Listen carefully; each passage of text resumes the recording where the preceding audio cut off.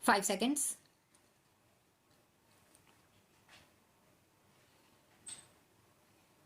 The respondent, who was employed as a teacher under the government of Haryana, claimed advance increments in terms of Punjab government memo dated 1st September 1960.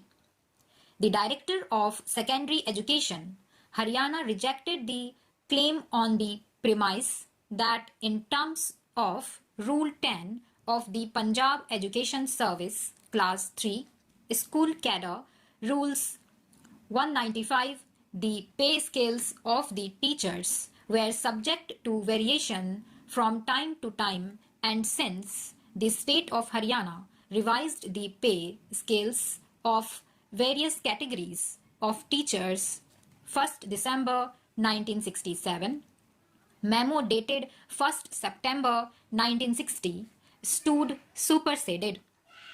He also observed that higher start of pay with advance increments for postgraduate qualification was provided only to masters or mistresses and not to other categories of teachers.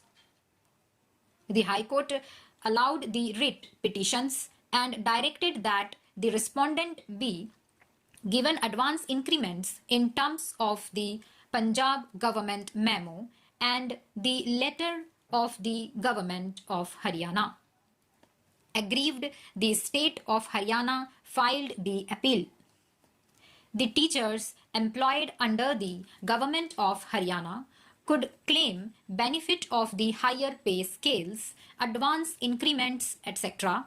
in terms of the policy decision taken by the government of undivided Punjab and instructions issued by it only till the revision of their pay scales, which were made effective from 1st December 1967 and not thereafter. The question of revision of pay scales of the teachers employed under the government of Haryana was considered by the Education Commission, which is also known as Kothari Commission. The recommendations made by that commission were accepted by the President of India and were implemented by the state government with effect from 1st December 1967.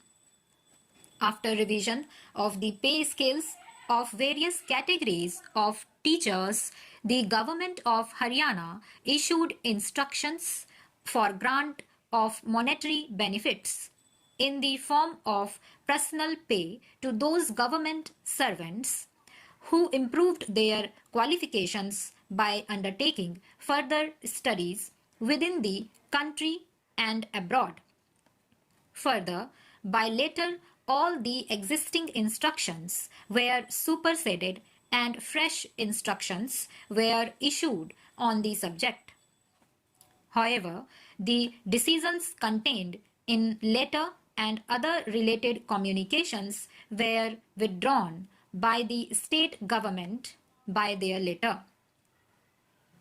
The High Court erred in accepting the plea of the respondents that revision of the pay scales of teachers within the retrospective date did not result in automatic supersession of the existing policy decisions.